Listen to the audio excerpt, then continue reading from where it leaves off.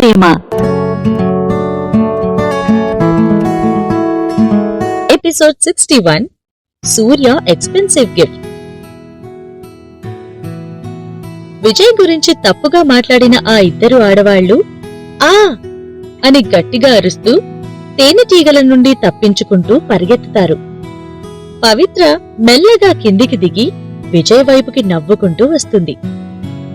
గోడ వెనకాల నుండి ఆ ఇద్దరి అరుపులు ఇంకా వినిపిస్తూనే ఉన్నాయి. పవిత్ర స్లింగ్ షాట్ ను రాహుల్ కి ఇచ్చేసి విజయ్ చెవిలో ఏదో చెప్తుంది. విజయ్ వెంటనే అతని తలను ఊపుతూ నవ్వుతాడు.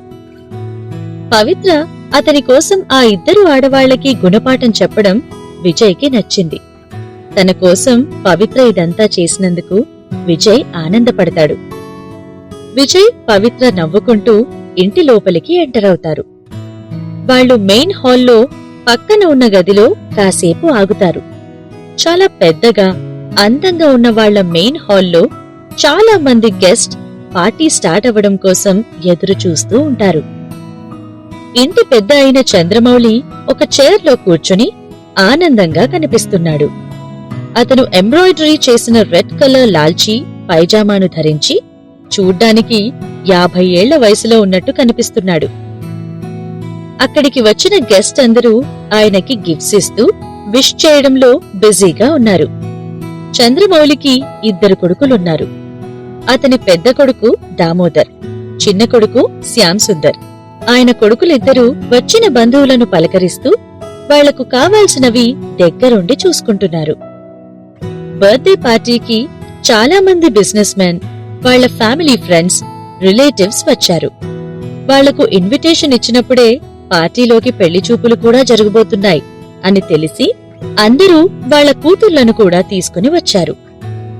ఇది ఒక మినీ స్వయంవరం లాంటిదని, సీక్రెట్ గా జరుగుతుందని, సెట్ అయితే వాళ్ల కూతురు ఒక పెద్ద ఇంటి కోడలవుతుందని అక్కడికి వచ్చిన ప్రతి ఒక్కరికి తెలిసిన విషయమే. చంద్రమౌళి గారి రిచ్ అండ్ పవర్ఫుల్ ఫ్యామిలీతో బంధుత్వం కలుపుకోవాలని ఎవరికి ఉండదు? ప్రతి ఒక్కరూ ఈ సీక్రెట్ పెళ్లి చూపుల్లో గెలవాలని వాళ్ల కూతుర్లను వెంట పెట్టుకుని వచ్చారు. అందరికీ విజయ్ పరిస్థితి క్లియర్ గా తెలుసు కాబట్టి మోస్ట్లీ విజయ్ ను ఎవ్వరూ పరిగణంలోకి తీసుకోవడం లేదు. అందరూ సూర్య మీదే కన్నేసి పెట్టారు. అయినా గెస్ట్లకు కూడా తెలియని నిజమేంటంటే ఈ రోజు జరుగుతున్న పెళ్లి చూపులు కేవలం విజయ్ కోసం మాత్రమే. విజయ్ ఈ విషయం చెప్తే ఒప్పుకోడని అతని తల్లిదండ్రులు, తాతయ్య కలిసి సీక్రెట్ గా ఏర్పాటు చేశారు. విజయ్ డిజేబుల్డ్ అయినా అతని మంచి మనసుకు, వాళ్ల కుటుంబానికున్న స్టేటస్ తో విజయ్కి ఒక మంచి అమ్మాయిని వెతకడం కష్టమైన పని కాదు. విజయ్ మెయిన్ హాల్ బయటే ఉన్నా కూడా అక్కడ ఉన్న చాలా మంది అమ్మాయిలు సూర్య చుట్టే తిరుగుతున్నారు. సూర్య డార్క్ సూట్ వేసుకుని హాల్లో కోళ్ల మధ్య బాతుపిల్లలా డిఫరెంట్ గా, స్టైల్ గా కనిపిస్తున్నాడు. చెప్పాలంటే అక్కడికి వచ్చిన ప్రతి అమ్మాయి వాళ్ళ ఫ్యామిలీ మెంబర్స్ కి సూర్య లాంటి జెంటిల్మెన్ అల్లుడు కావాలని ఉంది. అమ్మాయిలంతా అతని చుట్టూ చేరి అతన్ని పొగడ్డం, అతనితో ఫ్లర్ట్ చేయడం సూర్యకి నచ్చింది. యాక్చువల్ గా చెప్పాలంటే సూర్యకి ఇదంతా అలవాటైపోయింది. సూర్య ఇప్పటి వరకు ప్రతి విషయంలో విజేతగా నిలుస్తూ అన్నిటిలో ఎక్సెల్ అయ్యాడు. చిన్నప్పటి నుండి ఈవెన్ స్కూల్లో ఉన్నప్పుడు కూడా అతను బాగా చదువుతూ అందరి అటెన్షన్ అతని మీదకు తెప్పించుకునేవాడు. అప్పటి నుండే చాలా పాపులర్ అయ్యాడు. కాని ఏం లాభం? అతను ఎంత టాలెంటెడ్ అయినా, అన్నిటిలోనూ ముందున్నా అతని తండ్రి 2వ భార్యకు పుట్టిన సంతానమన్న పేరును చెరపలేకపోయాడు. అతను విజయ్ కన్నా వయసులో పెద్దవాడు అయినా అతని కుటుంబానికి అసలైన వారసుడు విజయ్ అన్న నిజాన్ని మార్చలేకపోయాడు. అయినా ఇప్పుడు పరిస్థితి మారిపోయింది. విజయ్ వీల్చైర్ కి దాసోహమయ్యాడు. అతనికి వారసత్వాన్ని కంటిన్యూ చేసే అవకాశం లేదు. కాబట్టి డెస్టినీని మార్చుకునేందుకు ఇదే మంచి అవకాశమని సూర్య ఫీల్ అవుతాడు. అతని తాతయ్య చంద్రమౌళిని మచ్చిక చేసుకుని విజయ్కి విరుద్ధంగా మార్చగలిగితే చాలు. కొంత సమయం పట్టినా చివరికి వారసత్వం వచ్చేది నా చేతికే అని అనుకుంటాడు సూర్య. దామోదర్ 3 కూతుర్లు తాతయ్యకి బర్త్డే గిఫ్ట్స్ ను ఆల్రెడీ ఇచ్చేశారు. ఇక సూర్య మెల్లగా చంద్రమౌళి దగ్గరికి వెళ్లి అతని నుండి బ్లెస్సింగ్స్ తీసుకుని సూట్ పాకెట్ నుండి చిన్న బాక్స్ ను తీస్తాడు. ఆ బాక్స్ ను చంద్రమౌళికి అందిస్తూ, తాతయ్య, హ్యాపీ బర్త్డే, నువ్వు ఆరోగ్యంగా ఉండాలని కోరుకుంటూ నా నుండి చిన్న గిఫ్ట్ అని చెప్తాడు. తాతయ్య సూర్య గిఫ్ట్ ను తీసుకుని బాక్స్ ను ఓపెన్ చేస్తాడు. చాలా మంది చంద్రమౌళి చుట్టూ చేరి గిఫ్ట్ వైపు ఆతృతగా చూస్తారు. ఆ బాక్స్ లోపల ఒక బ్రేస్లెట్ ఉంది. జ్యువెలరీ గురించి ఎక్కువగా తెలియని వారికి సూర్య ఇచ్చిన జేడ్ బ్రేస్లెట్ విలువ తెలియకపోవచ్చు. అందుకే సూర్య అమ్మ రోషిణి దాని గురించి అర్థమయ్యేలా వివరిస్తుంది. మావయ్య గారు, మీకు దీని గురించి తెలియకపోవచ్చు. ఈ చిన్న జేడ్ బ్రేస్లెట్ కోసం మీ మనవడు ఎంత ఖర్చు చేశాడో. సూర్య బర్మా నుండి చాలా అరుదైన ఇంపీరియల్ జేడ్ స్టోన్ ను తెప్పించి మీకోసం స్పెషల్ గా బ్రేస్లెట్ చేయించాడు. దీనికోసం 20 లక్షల రూపాయలు ఖర్చు చేశాడు. అంతేకాదు, బద్రీనాథ్ ఆలయ ఆదిశంకరాచార్యుల పండితులచే పూజ చేయింపబడింది. ఇదంతా మీ మీద ప్రేమతో మీ పెద్ద మనవడు చేశాడు అంటూ ఎక్సైటెడ్ గా చెప్తుంది. చాలా ఆర్డినరీగా కనిపిస్తున్న ఈ బ్రేస్లెట్ విలువ 20 లక్షల వరకు ఉంటుందని, అంతేకాకుండా దాన్ని ద ఫేమస్ ఆదిశంకరాచార్యులు దీవించి ఇచ్చారని వినగానే అక్కడికి వచ్చిన గెస్ట్ అందరూ ఆశ్చర్యంతో గుసగుసలు పెట్టడం మొదలు పెడతారు. వావ్, అరుదైన జేడంటే చాలా విలువైనదని అర్థం. చూడ్డానికి కూడా చాలా మెరుస్తుంది. 20 లక్షలా? అమ్మో! సూర్యకి అతని తాతయ్య అంటే ఎంత ప్రేమో చూస్తేనే అర్థమవుతుంది. హా, అన్నిటికన్నా ముఖ్యంగా శంకరాచార్యుల చేతి దీవెనలు, ఆశీర్వాదాలు పొందడమంటే చాలా గ్రేట్. బద్రీనాథ్ లాంటి గొప్ప ఆలయ పరిధిలో పూజలందుకున్న ఆ బ్రేస్లెట్ కి 50 లక్షలిచ్చినా తప్పులేదు అంటూ అందరూ సూర్య తెచ్చిన గిఫ్ట్ ను పొగుడుతున్నారు. చంద్రమౌళి చిన్నగా నవ్వుతూ, చాలా బాగుంది, థాంక్యూ సూర్య అని సూర్య తల మీద చేయి వేసి ఆశీర్వదిస్తాడు.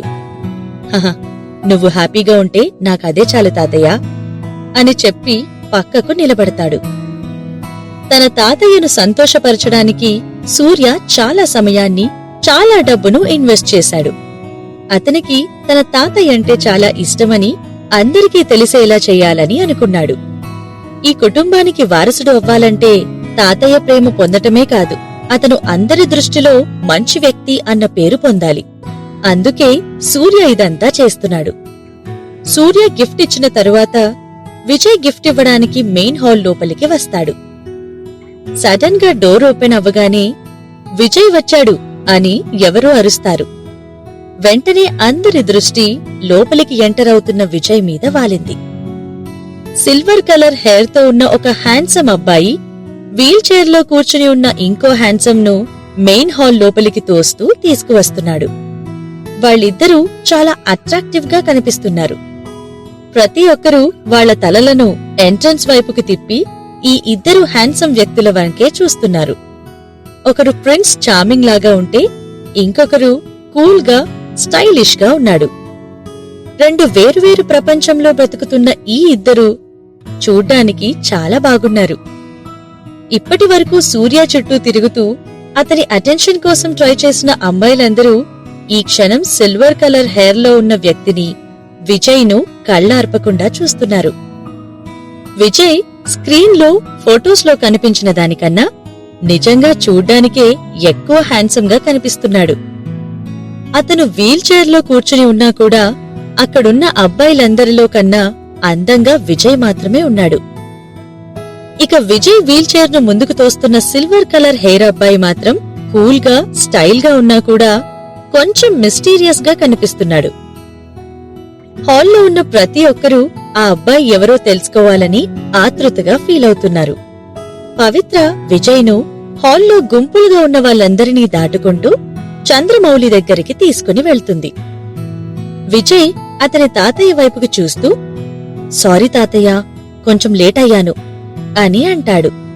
నువ్వు వస్తే నాకదే చాలు, కొంచెం ముందుకురా, నిన్ను చూసి చాలా రోజులవుతుంది అంటూ సూర్య ఇచ్చిన బ్రేస్లెట్ ను పక్కన పెట్టి విజయ్ తలను ప్రేమగా నిమురుతాడు.